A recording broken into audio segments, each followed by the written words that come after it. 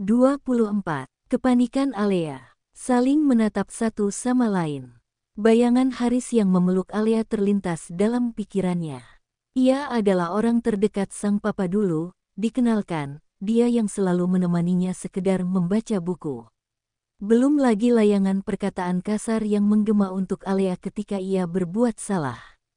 Tapi Alea selalu tersenyum, tak pernah marah ketika dirinya marah.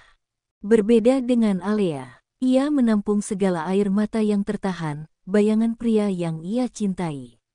Kini menatapnya seperti dulu saat pertama kali bertemu. Hal yang Alea inginkan adalah merasa sekali saja dicintai oleh pria yang ia cintai.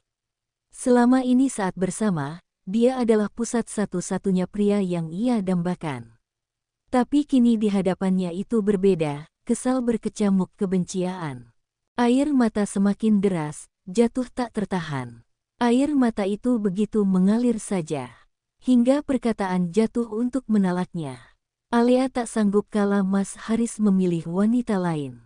Ia sadar jika perasaan Haris saat itu hanya sebuah alasan untuk kembalinya sebuah warisan dan dirinya tak bisa memiliki keturunan. "Mas, apa yang ingin kamu katakan padaku? Semendadak seperti ini?" tanya Alea. "Aku ingin kamu bicara lebih dulu, Alea." "Ah, rasanya terlihat aneh. Kenapa Mas Haris datang? Apa Irene tahu jika Mas Haris menemuiku?" "Aku bersembunyi dari Irene. Jika aku bicara aku salah menikah lagi. Apa kamu mau kembali padaku? Aku tahu, kamu pasti belum bisa melupakan aku. Bisa kita kembali?" pinta Haris. Alea merasa tersambar petir kala tangannya digenggam. Alea tak bisa berkata apapun. Hal dalam benaknya adalah, jika Haris kembali berpura-pura. Akan tetapi Alea melihat tatapan tulus dari sinar mata bulatnya. "Apa Mas? Apa aku tidak salah dengar?" tatap Alea dengan mata yang berbinar-binar. "Kamu gak salah dengar Al, aku memang masih mencintaimu.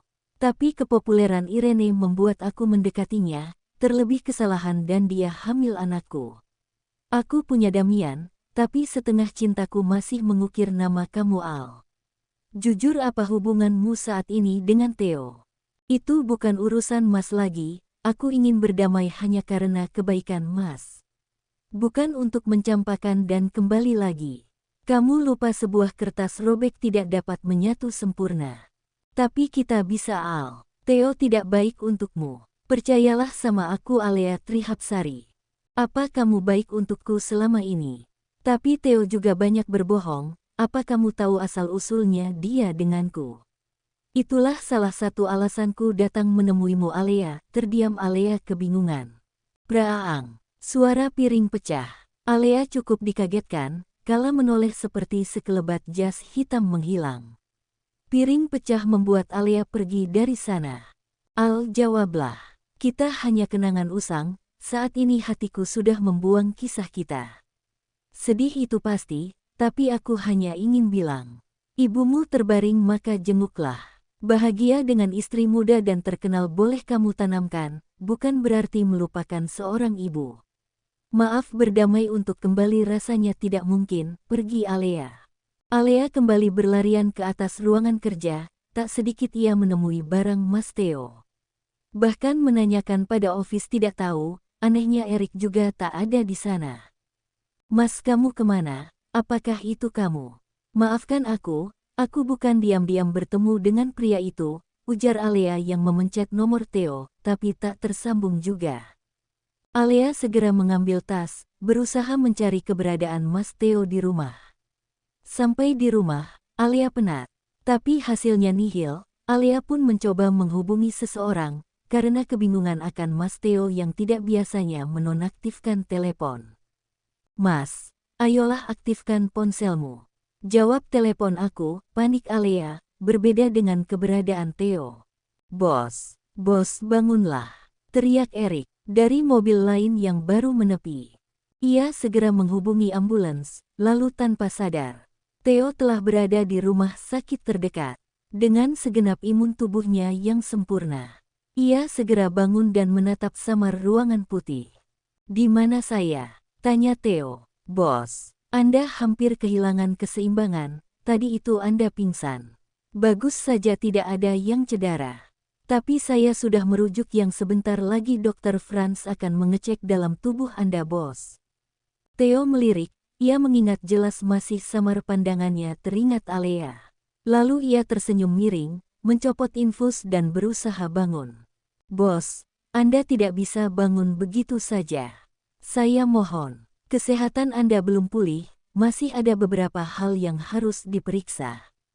1 jam lagi kita rapat penting. Tolong ambilkan plaster untuk keningku saat ini. Saya bukan pria lemah. Erik, tolong jangan bahas apapun tentang kecelakaan ini, dan berpura-puralah tak tahu atau melihat Alea dan si brengsek itu.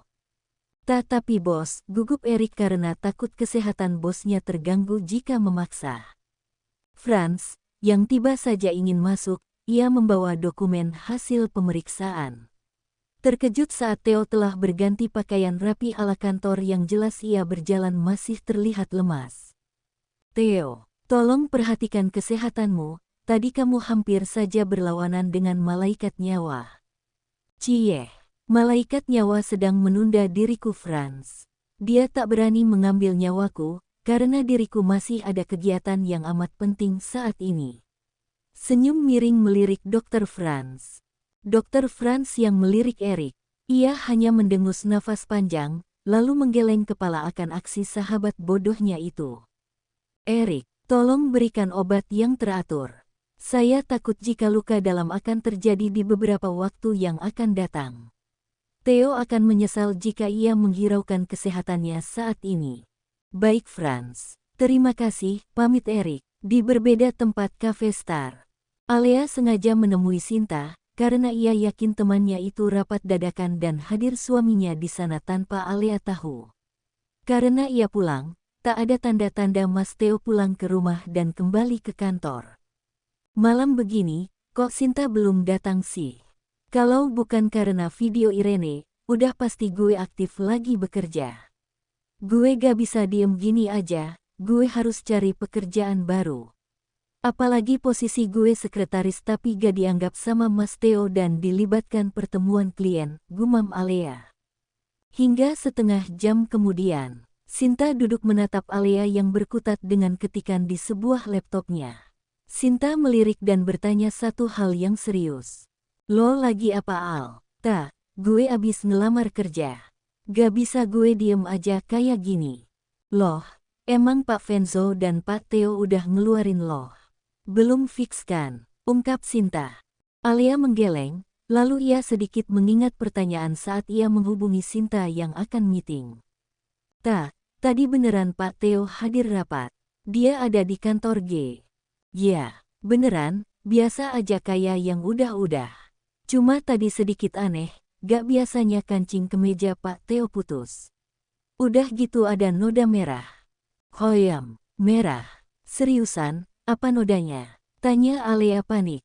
Gak pasti. Gue terlalu fokus sama materi, jadi kayaknya itu perasaan gue aja.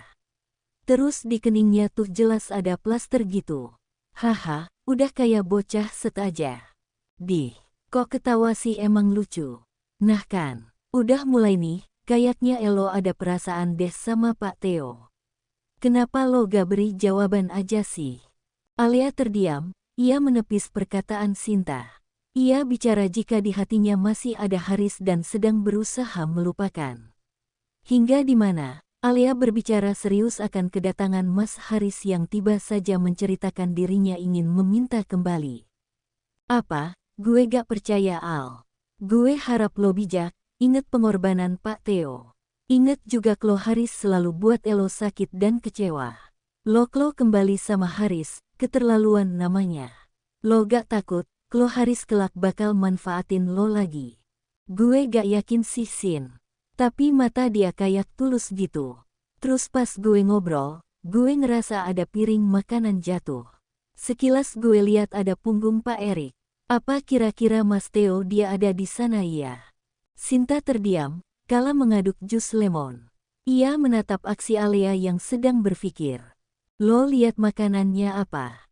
Enggak, gue melewatinya, pas gue ke atas lagi mastiin. Makanan itu udah bersih, mungkin udah disapu sama Op. Sinta pun memejamkan mata, ia takut jika saat Alia berbicara serius. Ada seseorang yang berjuang ingin memberi kejutan. Hanya saja time gak tepat, saat Alia bersama Haris tadi. Fix, lo bodoh, sekarang lo hubungi Pak Theo suami lo. Gue yakin, ini time yang tepat buat kasih kejutan manis. Buka hati lo Al, gak baik menyia-nyiakan pria seperti Pak Theo. Itu kalau lo mau nyesel nantinya. Kecam Sinta akan kebodohan Alia masih saja plin-plan. Oke gue cabut dulu, gue emang mau pulang dan buat kejutan sama Mas Theo. Sinta pun meraih tas, ia mengantar Alia pulang sampai gerbang perumahan kompleknya. Gue antar, tugas gue juga jagain lo dari mantan brengsek lo yang pengen banget gue bejek-bejek, tepis tamparan. Ingat ya Al. Jangan melunak untuk kebodohan kedua kalinya, nyerocok.